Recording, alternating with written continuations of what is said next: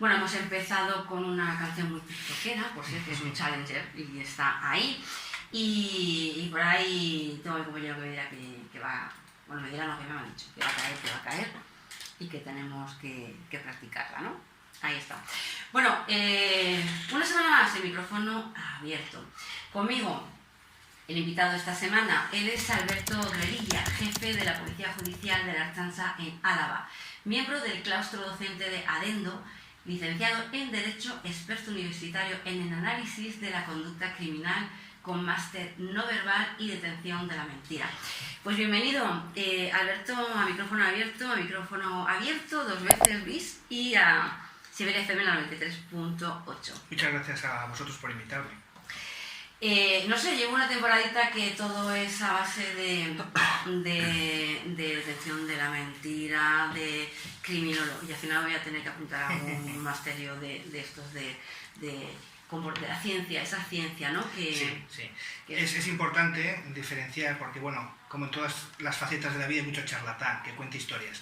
Lo que nosotros estamos estudiando, en este caso cuando tienes un máster universitario, la cuestión es que es datos científicos. ¿Qué apoya lo que estás contando? No es palabrería, no es superchería, son datos científicos que lo apoyan. Entonces, claro, efectivamente es una cosa que puedes constatarla con datos.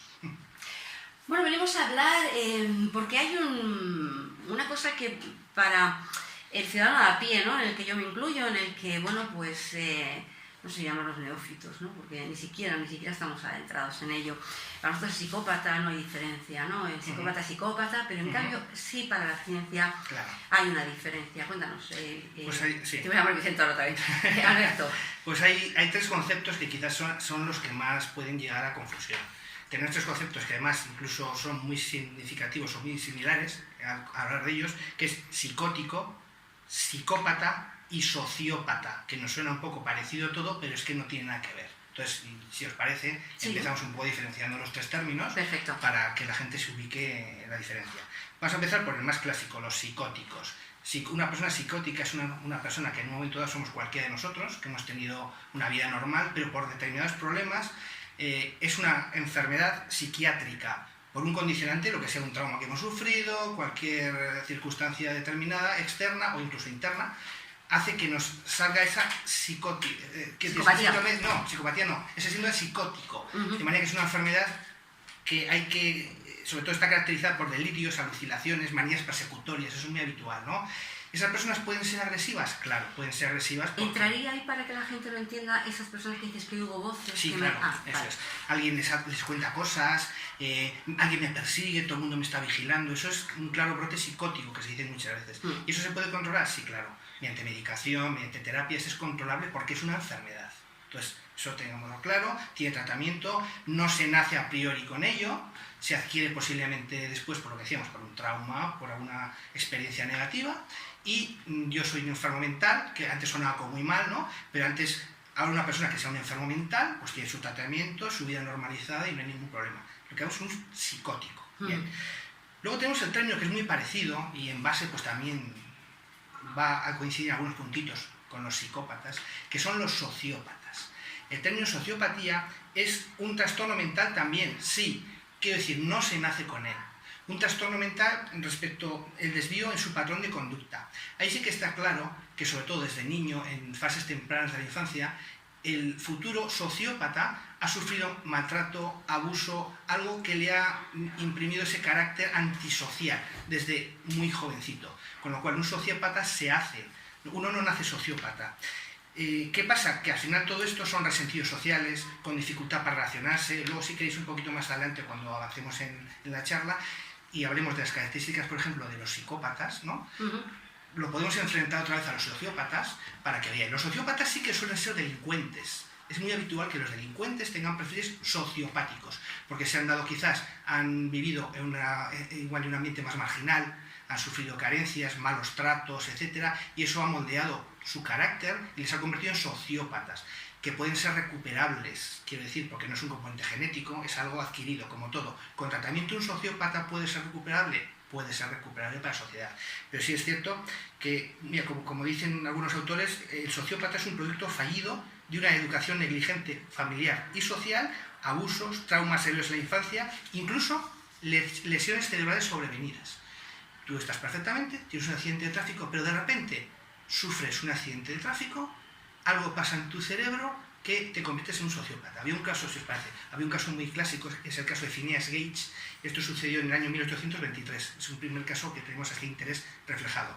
Este hombre estaba en Estados Unidos, en el condado de Grafton, era barrenero, como la canción, era barrenero, ponía cargas explosivas para, en este caso estaba trabajando en el ferrocarril, pues para ir abriendo los caminos. Él era experto en eso. Además, todos le definen como bondadoso, inteligente, un tío elegante, respetable, equilibrado, etc.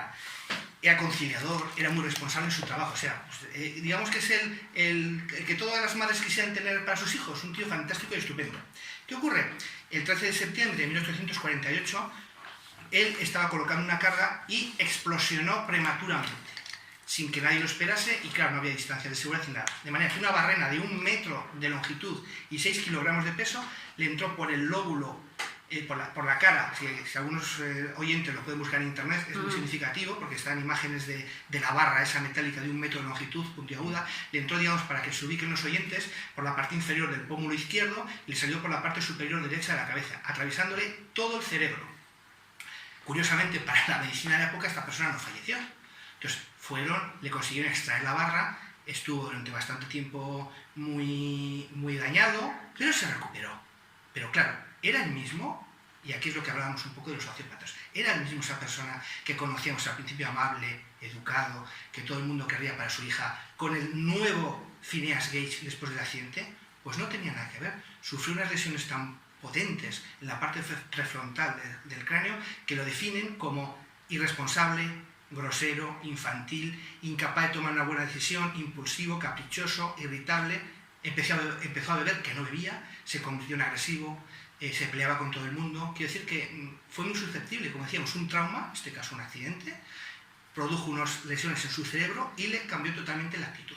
Él no nació así, se transformó a cambio de sus lesiones. Esto es algo físico que le sucedió, pero un trauma de cualquier tipo en la infancia, un maltrato habitual, etc., también puede crear sociópatas. O sea, podríamos decir también que un golpe fuerte, un accidente de coche, un golpe en la cabeza, una caída, claro, podría convertir a una persona, claro, digamos, sin ningún problema mental, en un sociópata. Sí, pudiera ser. Quiero decir que, bueno, sería complicado al final definir como sociópata puro, pero claro, todos sabemos que el cerebro... Eso tendría matices, ¿no? Claro, es muy delicado el cerebro. Si alguien sufre un golpe, igual puede tener problemas de percepción en la vista, en el oído, depende de la zona cerebral afectada, y si son zonas que afectan más depende de qué tipo de sentidos, que la ciencia ha avanzado mucho, están muy ubicadas donde están los sentidos, pues puede dejar de ver, puede dejar de hablar, y en este caso puede afectar su conducta exactamente igual, claro, depende un poco la intensidad, la profundidad y la valoración del daño que sufra. Pues ya me estaba acordándome,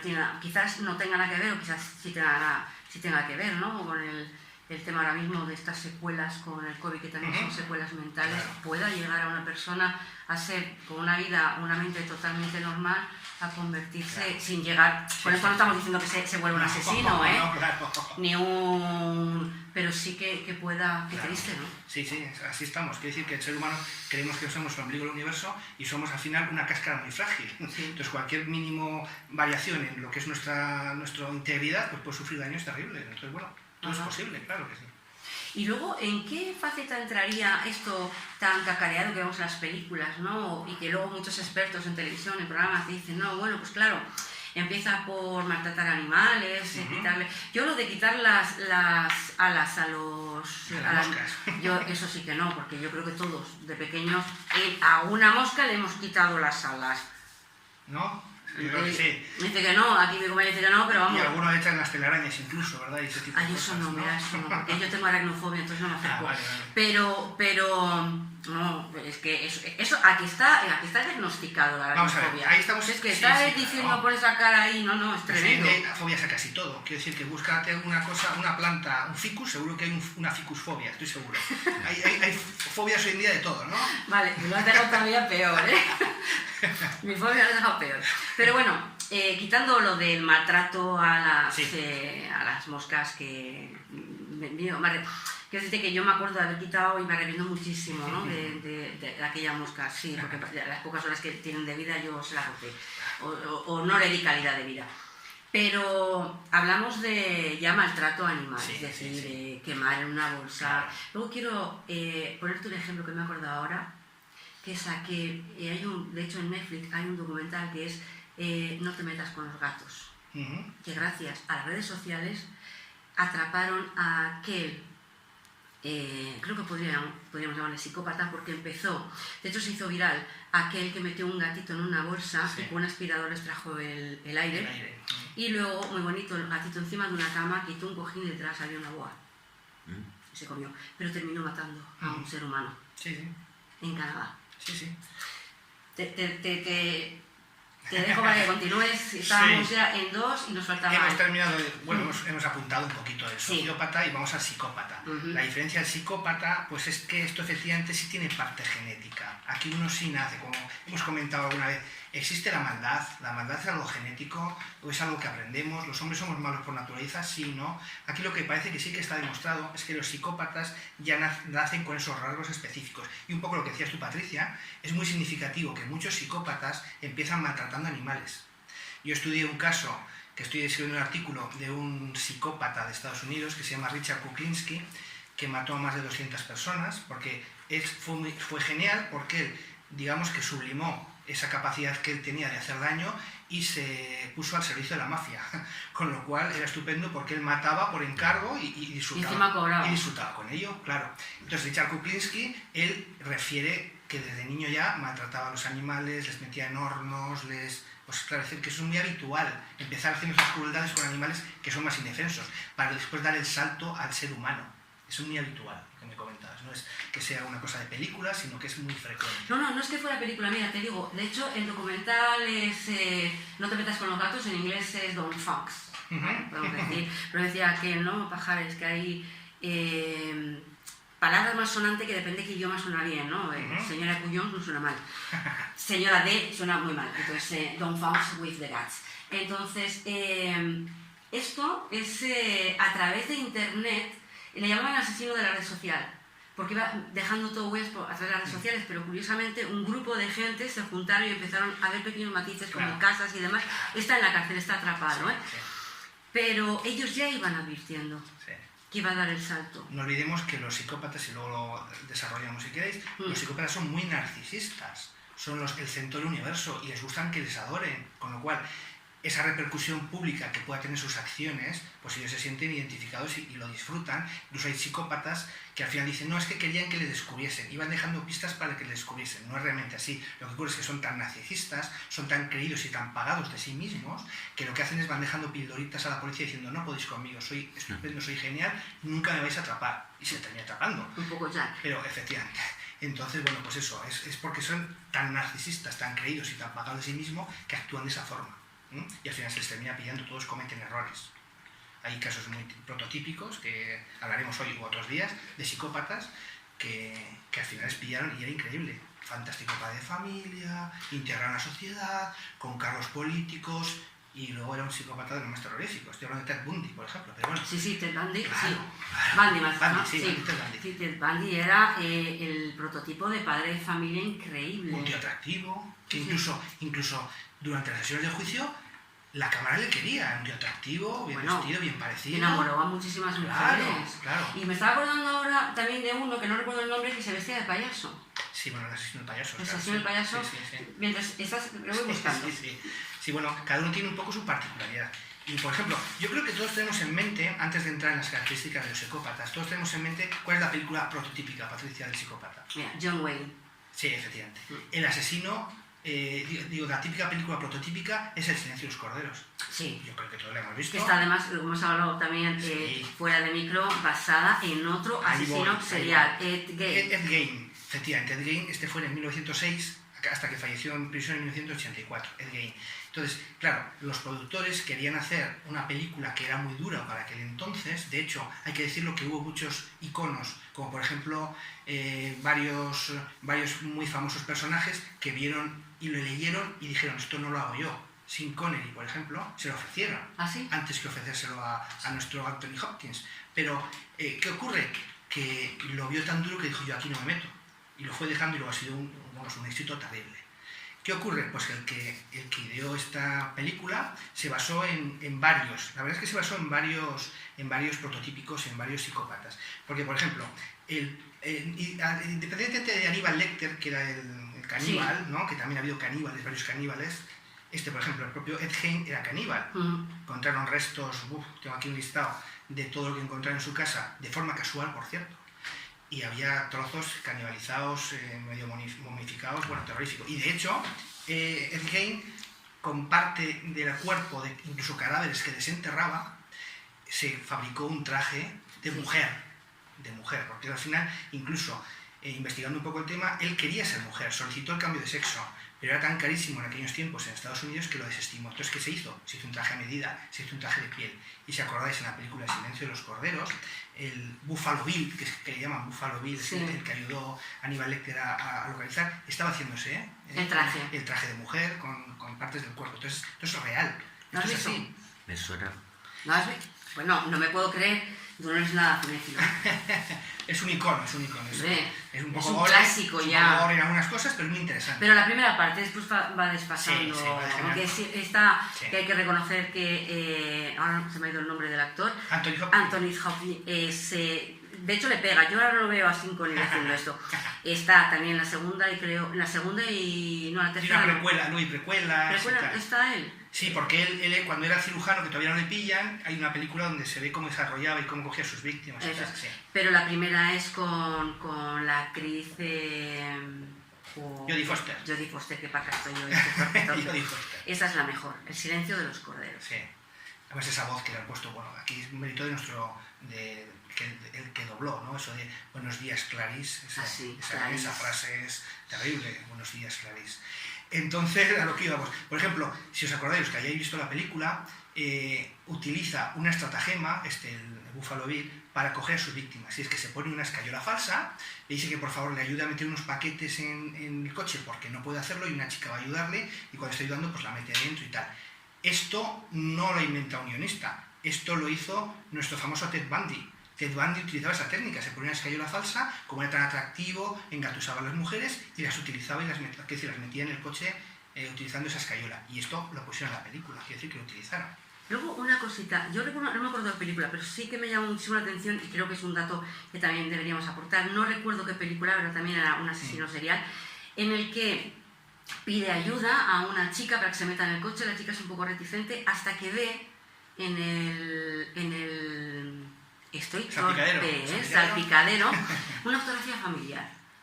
Claro. Y el hecho de ser un padre con niños, claro, eso a ella le da la confianza y entra, no recuerdo de películas, quizás te suene, y entra y claro, se convierte en víctima. Sí, bueno, es habitual, pero es lo que decíamos, pero es que no es que sea un atrezo, es que realmente esta gente son así. Ya que hemos nombrado tantas veces a Ted Bundy, si os parece, sí. Ted Bundy, mira, pues Ted Bundy nació en el año 1946 en Estados Unidos, falleció en el 89 en la cárcel, ¿vale? Pero bueno, falleció, falleció porque fue ejecutado, claro. Sí.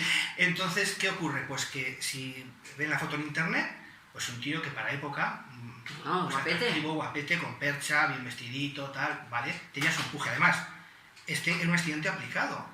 Era muy estimado por sus profesores, tenía muy buenas notas. De hecho, ¿te acuerdas que en la película de Ted Bundy sale, pero la frase real del juez? Sí. ¿Qué gran abogado se ha perdido la justicia con usted? Exacto. Eso es, por lo bien que hablaba y el carisma, se autodefendía. El carisma que tenía en público. Eso es, correcto.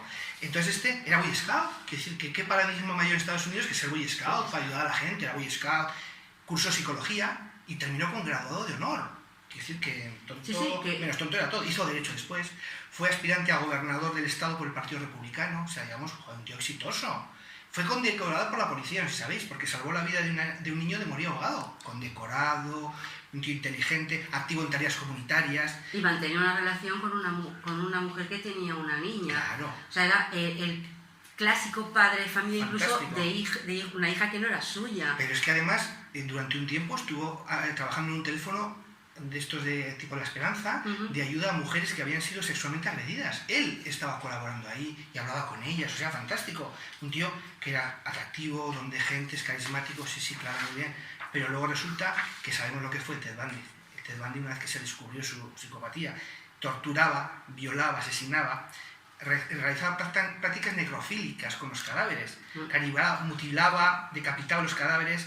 Una de las pruebas de Carlo por las que le pillaron precisamente fue las huellas de dientes, que también lo utilizan en la película. También, sí. Claro, las huellas de dientes en una víctima.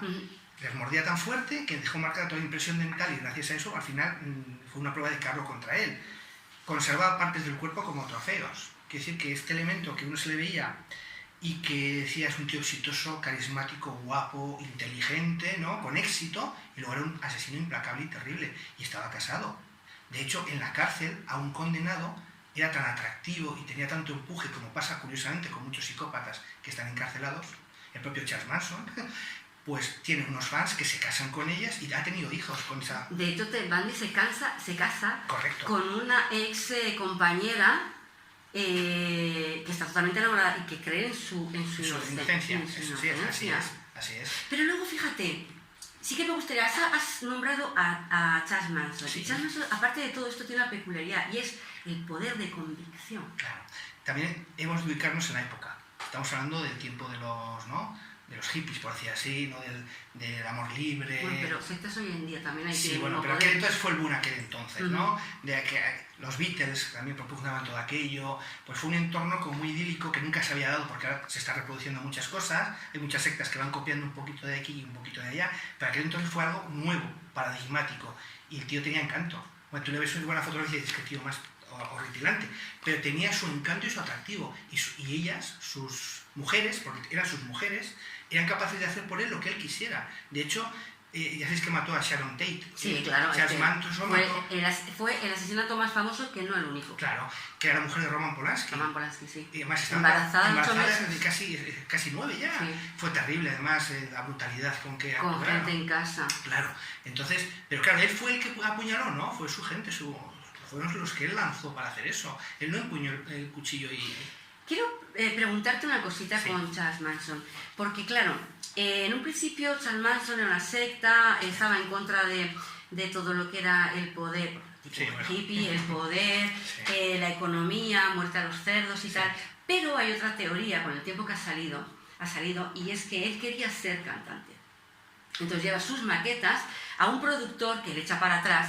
Pero ese productor vivía en la casa que luego compró Roman Polanski y se equivoca. Por eso después muere más gente en otras casas. Lo del cantante, no mucha gente lo sabe. Te veo muy bien, Patricia. Eso está muy bien.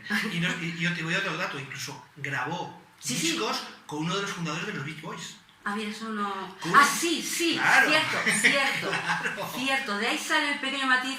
Y creo que por ahí alguna línea de la policía investiga, quizás hoy en día, porque eso no salió, o si lo investigaron en su día no salió, porque fue en 1969, puede ser. Sí. Y después ahora se dice que Sharon Stone no fue más que una víctima. Pobrecita mía Sharon Stone, porque soy fan, y ella está vivita y coleando. Sharon Tate fue una víctima colateral, que vivía en una casa que no pensaban en encontrar. Iban buscando a otro.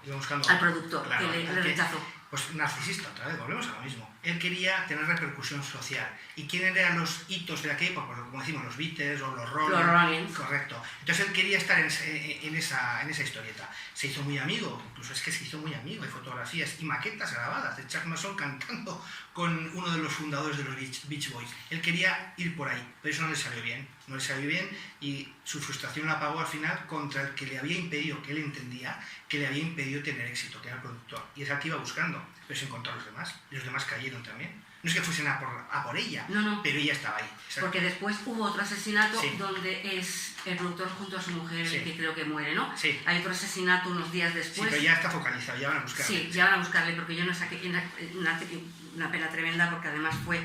Bueno, siempre es horrible un asesinato, todavía es muchísimo más cuando el asesinato se comete de la brutalidad que se cometía con aquellas...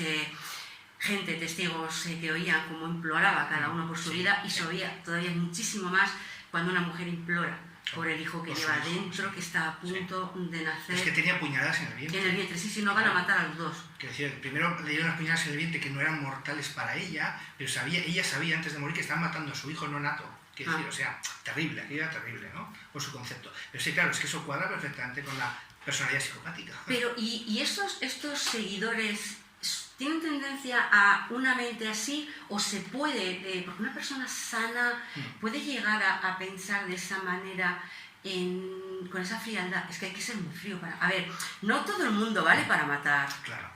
Porque la gente cree que matar es muy fácil, quizás sea fácil matar al primero, o sea, sea fácil matar al segundo y al tercero, pero el primero es tremendo matar, ¿no? Claro.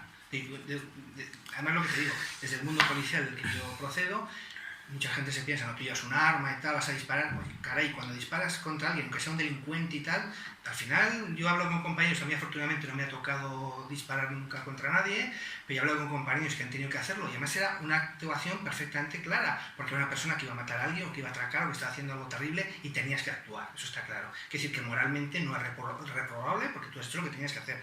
Pero la sensación de saber que tú has disparado y has matado a otra persona, si al final es una persona sana mentalmente, te afecta igualmente. Exacto, claro. Exacto. Vamos a hacer un pequeño parón, vamos a seguir con este tema, se nos va a quedar corto como siempre nos pasa, pero que nuestros oyentes no se apuren porque vamos a seguir retomando con Vicente. Alberto. Ay, con Alberto. Es que claro, estoy con Alberto y Vicente se me ha metido en la cabeza y al final, Alberto. Dame una colleja como Sole cada vez que diga, que no diga Alberto. Que no diga Alberto para referirme a él, a ver si cada vez que voy a decir una palabra, pero aquí a mi compañero que está, aquí en cámara. Vamos a hacer una pequeña parada y no sé si queda alguna cosa más, pero sí que me gustaría que habláramos también de asesinos en serie que hemos tenido en España y que a gente, yo supongo, bueno, porque hice también un mini vídeo sobre Manuel Delgado Villegas, que quizás eso no suena a nadie, pero si digo el arropiero, y aquella famosa frase, yo por eso quiero que me digas aquella frase, ¿no? Cuando le llevaban y detuvieron a un mexicano que había matado más que él y con la sangre fría le dijo a los policías que le detenían: dejarme, que puedo demostrar que un español tiene más tata que un mexicano para matar. Eso es terrible. Claro. Eso expresamente está mal. Sí.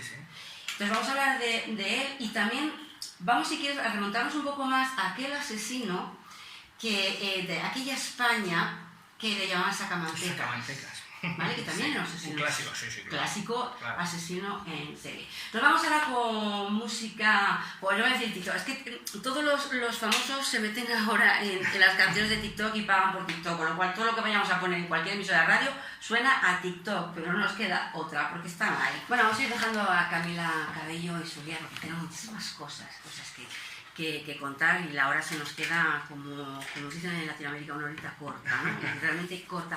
Pero sí tengo que decir que, aunque ahora estamos un poquito, y a la gente puede parecer que estamos un poco a salto de mata, lo que estamos dando es un poco a conocer la temática que una vez al mes vamos a tener con Vicente sobre todo este... Con Alberto, no me has dado... Con Alberto, me lo voy a poner aquí en grande, yo no sé por qué. Hay que estudiar eso, algo hay ahí, algo hay. No, es que he estado whatsappeándome con Vicente, que me iba poniendo al día de otros posibles invitados y yo creo que me he quedado con lo de Vicente. Un saludo que seguro que nos está oyendo y se estará riendo. Sí. Alberto, y ya iba, no, ya sí, y vamos un poco de forma amplia, ¿no? Introducir el tema. Lo que estamos haciendo es introducir el tema, tocando un poco todos los palos sin llegar a concretar, porque después sí vamos a concretar. Así que vamos con lo que tú querías comentar un poco. Sí, por eso os decía que, bueno, claro, es un tema muy amplio, además es un tema que está despertando mucha expectación. Te das cuenta los incidentes que ha habido ahora en Valencia, ese asesino en serie. Bueno, todavía no sé. Bueno, bien. La policía dice que no digamos así. Dejémoslo ahí. Sí. Pero es un tema de actualidad, hay mucha actualidad, sobre todo, mira.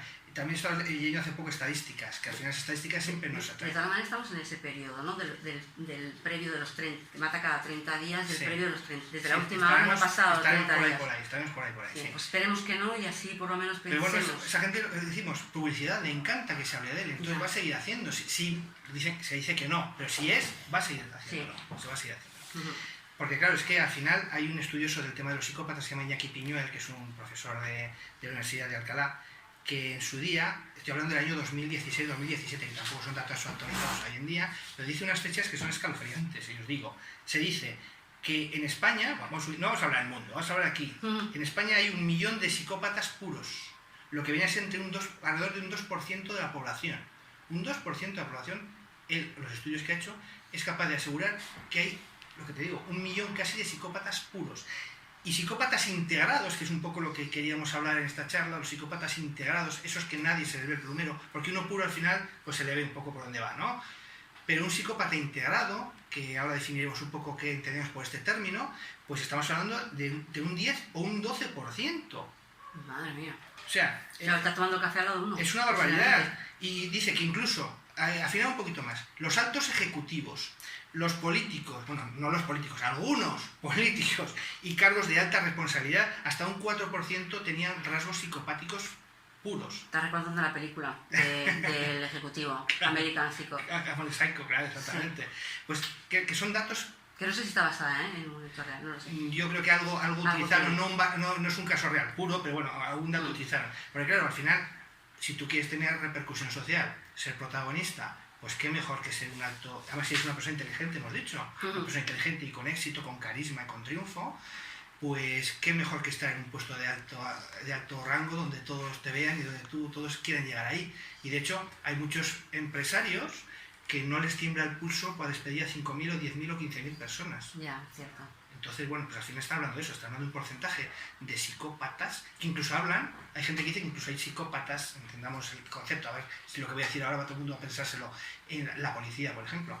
La policía, pues un psicópata, digamos, que pueda tener rasgos psicopáticos, pues es un puesto interesante. ¿Por qué? Porque te va a dar relevancia y vas a cazar a otros, vas a investigar y tú vas a tener capacidad analítica porque tú sabes lo que un psicópata siente, o mejor dicho, lo que no siente. Porque si queréis ahora vamos un poco a las características, porque el tiempo nos vuela, otro día ya profundizaremos más, pero un psicópata, hay unas tablas universitarias, que es lo que comentábamos también fuera del micrófono, que todo esto no son chupercherías y no son chascarrillos. Todo esto tiene que estar soportado científicamente. Los que estudiamos este tipo de materias que son universitarias, lo soportamos siempre en temas científicos, ¿no? Entonces hay unas tablas que se han hecho para detectar a los psicópatas. Hay un estudioso que es el doctor Robert Hare, que es el paradigma de los investigadores, que dice esta frase, lo voy a decir esta frase. Igual, no, la dejo para el final. Cuando vaya a terminar el programa la dejamos para el final. Se nos olvida, verás. Una frase interesante. Antes de que me llame Vicente otra vez, la digo. Alberto. La digo. Alberto, verás que se nos olvida. Y bueno, no, la tienen grande, déjalo ahí. Grande, que no déjalo ahí, que así. Pues Robert Hare, este hombre es un gran estudioso. En aquellos años empezó a estudiar los perfiles psicopáticos y ha avanzado mucho. Y hizo una tabla. Hizo unos 20 puntos de lo que sería el psicópata puro, el psicópata fantástico, perfecto, que tendría, y teórico también, tendría estos 20 puntos. Vamos a hablar de algunos de ellos. Pero vamos a también decirle a la audiencia que hay que tener todos, que esto no es como cuando te dice el médico las características de una enfermedad, que son 5 y tú tienes una, no la tienes. Claro. O sea, a ver si ahora te va a empezar a pensar, ahí va. Y aunque tenga 2 o 3, a ver si tu vecino va a tener 2 o 3 y vas a claro. dar un garrotazo en la cabeza porque es un psicópata. Claro, no. Todo esto hay que decir, para eso estamos los perfiladores criminales al final, que no solamente estudias... Hay una cosa que es importante, que quiero también, como has dicho tú, Patricia, que quede claro, que es la congruencia. ¿Qué significa? Que yo tenga un rasgo no significa que yo sea psicópata, que tengo que analizar otras cosas. Es como el tópico, un poco también barriendo para mi casa, lo de la comunicación no verbal.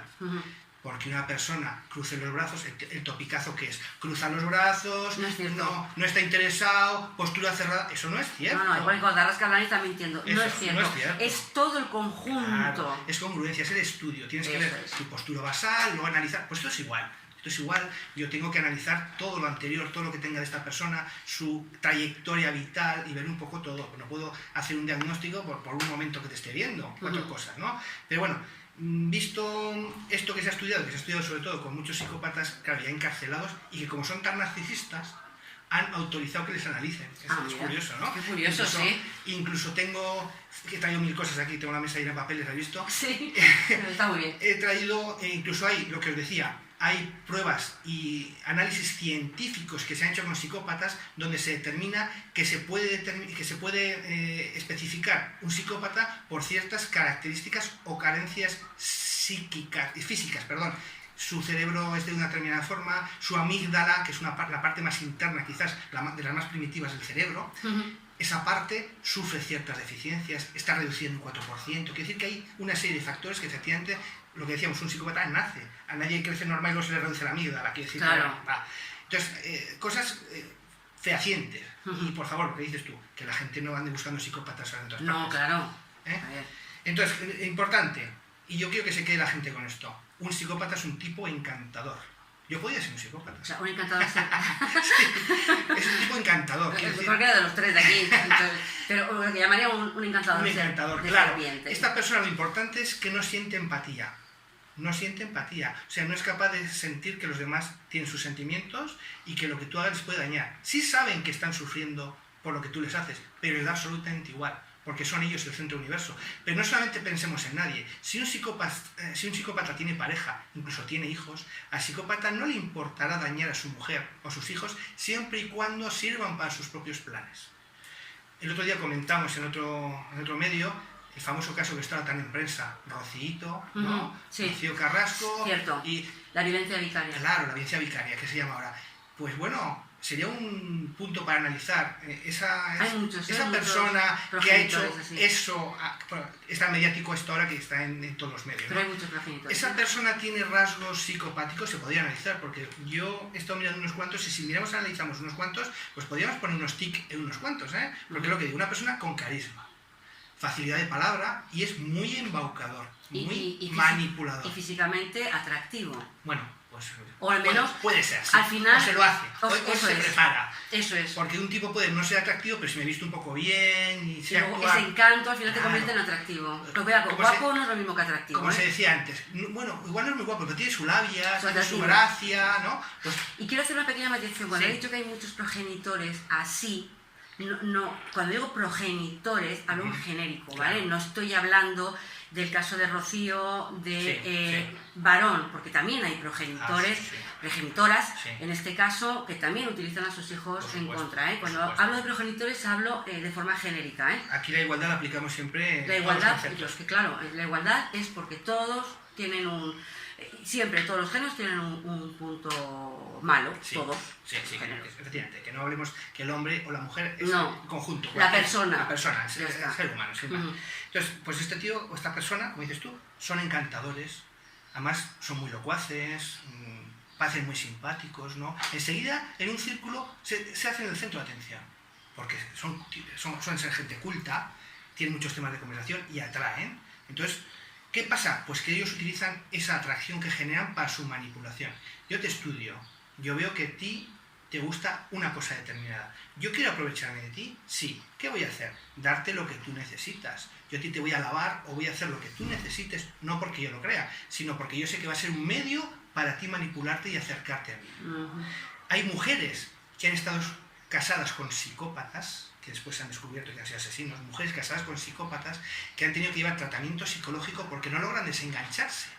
Siguen pensando, mira, lo que... adictivo. Claro, lo mismo que decía Ted Bundy, les dan todo lo que necesitan y ellos son felices en su manipulación, en su burbuja de cristal, pero ellos las utilizan a ellas, a sus hijos, a todo el entorno para sus propios fines. Es lo que se llama un estilo de vida parásito. Yo conocía una que, bueno, no le seguí la pista porque se fue a Francia, pero ella me dijo claramente una vez que, bueno, que ella estaba interesada en acercarse a mí o a algunos de nuestros entornos porque sabía que podía sacar algún provecho de nosotros, porque si no, no se hubiese acercado. Digo, bueno, te agradezco que me lo digas tan directamente porque comprenderás que inmediatamente yo no quiero saberme de ti, ¿no?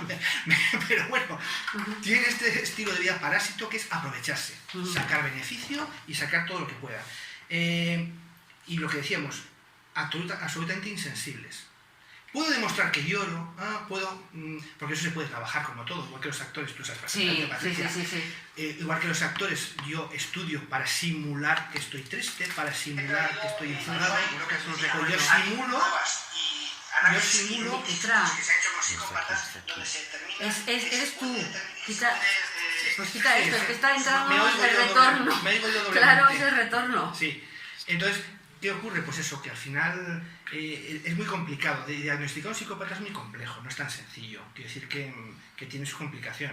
Y no son empáticos, no son sensibles, lo puedo practicar, lo puede decir, este hombre qué sensible es, mira qué tierno, ay mira cómo llora, pero es falso, lo está haciendo para a ti manipularte, porque son mentirosos patológicos. Y lo bueno que tiene un mentiroso, si es inteligente, es que recuerda sus mentiras. Siempre decimos, si eres un mentiroso, sé un buen mentiroso. Ah, bueno, es que para mentir hay que tener Claro, mucha memoria. Porque si no te voy a pillar. Entonces esta gente que son inteligentes, son mentirosos patológicos, pero saben llevarlo y te van a moldear, y van a manipular su entorno. Entonces son tipos con éxito, atractivos. Luego sí que es cierto que también se ha determinado que en general se supone que tiene una conducta sexual bastante promiscua, o sea, eso de la fidelidad a su mujer y todo eso, porque al final también ya sabemos que hay 3 paradigmas en esta vida: el sexo, el dinero y el, ¿no? Y el poder, o no sé poder, qué. sí. Entonces, muchas veces una cosa te lleva a otra, entonces utilizan el sexo también pues, para influir y para sus beneficios. Delincuencia juvenil, por ejemplo, esta gente no suele tener. Los sociópatas, que es lo que decíamos, sí tienen actividades delincuentes desde jóvenes, porque como han sufrido daños, han sufrido ambientes familiares terribles, pues sí que hay pequeños... Ellos no tienen, en principio, actividades delincuenciales desde pequeños. Sí que pueden hacer maldades, como decimos, pues quemar vivo a un gato, meter a un gato en el horno y mirar cómo se... Todo ese tipo de cosas, ¿verdad? Sí lo hacen, porque como no tienen sentimientos, pues tiene curiosidad. De hecho, había uno... Es una curiosidad más sana, ¿eh? Bueno, sí, pero su curiosidad. Y ellos quieren satisfacerla. Había, no me acuerdo ahora, había un psicópata también del libro, que no me acuerdo ahora el nombre, que él decía, él disparó a su abuela, pegó un tiro en la cara porque tenía curiosidad por saber cómo se muere una abuela. Y eso está constatado. Quiere decir que algo tenía curiosidad, ¿no? Te lo voy a buscar. Puedes buscarlo, eso. Sí, más que nada para que te quedes con el nombre. Claro. Entonces, bueno, pues hay muchísimas apartados y muchísimas diferentes... Y son unas personas que planifican. Digamos, un psicótico sabemos que es un enfermo, lo hemos dicho. Un sociópata es una persona que desde pequeño le ha influido y eso ha modificado su conducta. Los sociópatas, por ejemplo, son impulsivos. Si tú te sucede algo, enseguida arrancas. Un psicópata lo va a planificar hasta el último detalle. Te planifica todo. Son fríos. Son fríos, calculadores, claro, planifico. Yo voy a hacer esto y si esta persona me reacciona así, yo ya tengo la vuelta. Por eso son grandes gestores muchas veces, porque ven todos los pros, ven todos los easies. Y si esto no sale easy, ellos te lo planifican y te lo calculan todo. Entonces, por eso los psicópatas integrados son esa gente que está en nuestra sociedad, que no matan gente, no asesinan, que tampoco empatizan, lo cual tampoco es bueno, que seguramente no tengan muchos sentimientos, pero a nivel gestor y organizativo pueden ser geniales, porque tiene una visión que lo planifican absolutamente todo. Hay gente que dice, no, este tiene un TOC, ¿no? Tiene un TOC, trastorno obsesivo compulsivo de la conducta, sí. Porque pues hay gente que quizás pueda tener un TOC y lo que hace es que es tan metódico que lo sublima de esa forma. No voy a decir que todos los que tengan TOC son psicópatas, no, por Dios. Pero planifican todo, lo tienen todo calculado, cómo te voy a manipular, hasta cuándo me eres útil y cuando no me eres útil te desecho. Me da igual que te haya camelado porque tú eres un medio para llegar y te he enamorado, me da igual, luego te tiro y a por otro. Entonces, bueno, son muy peligrosos porque van dejando muchos cadáveres por el camino, pero luego tienen mucho éxito. No me sale nada, me sale... Ya te lo buscaré. Sí, porque fíjate, he puesto mató a su abuela por curiosidad, mató a su abuela un tiro en la... Es algo así como quiero saber cómo se muere una abuela. Igual buscando quiero saber cómo se muere una abuela, porque es algo así, creo, traducido del inglés, que quiere decir que igual te sale más fácil eso. Quiero saber cómo se muere una abuela. Madre mía. Es la frase prototípica de este individuo. Y bueno, pues al final conviven con nosotros, y hemos hablado de las estadísticas, los porcentajes, ¿vale? Nos queda para la siguiente vez, no, me sale cómo lidiar con la muerte de una abuela, 14 pasos, cómo superar la muerte de una abuela, o sea, mejor no le dan publicidad. Buscaré, no, déjalo, no le dan publicidad. Nos queda por hablar sobre mujeres, serial killer, porque claro, todo el mundo piensa en hombres, pero no hay mujeres. Claro. Tienes que darnos el nombre de la primera que se sepa, porque también podríamos hablar también de Dorothy Helen Gray, que es Dorotea Puente. Dorotea Puente. Y asesinos en series en España, que hemos hablado de El Arropiero, de El Sacamantecas, pero tú has nombrado también uno aquí en Vitoria. Efectivamente, Koldo Larrañaga, los que tienen un poquito más de edad recordarán, igual los más... Bueno, es del 80, que tampoco... Sí, pero bueno... Es del siglo pasado. Bueno, sí es del siglo pasado. Yo, mis hijas no tienen ni idea, le hablo de Koldo Larrañaga y dicen, ¿quién es un jugador de fútbol o quién es este? Sí, pero ¿qué años tiene? Pues 24. Bueno, claro, quiere decir que depende un poco de nuestros oyentes de qué perfil sean, pues igual no saben quién es Koldo Larrañaga, que por cierto ha muerto recientemente, sabéis que hace poco ha muerto Koldo Larrañaga. Bueno, pues, sí, que salió de la cárcel. Sí, pero bueno, murió, te quiero decir, tampoco era mayor, pero murió. Entonces este puede ser el prototípico del psicópata autóctono nuestro, de Vitoria. Otro día si queréis vamos un poco a lo que hizo, el paradigma que fue para nosotros investigar aquel caso, que también fue terrible, ¿no? Cosas que han quedado... Pues quizás el primer caso de aquí en Euskadi o para la Ertzaintza sobre asesino en serie. En Vitoria desde luego, sí. En Euskadi. Claro, luego hemos tenido, ¿no? El Shaolin. Ah, bueno, el Shaolin, pero eso fue muy posterior. Sí, fue posterior, claro, pero dice que había... En Bilbao, posterior. Ya que pensamos que, ¿qué te iba a decir? Incluso barro un poco para casa. Shaolin. Sí, el monje Shaolin.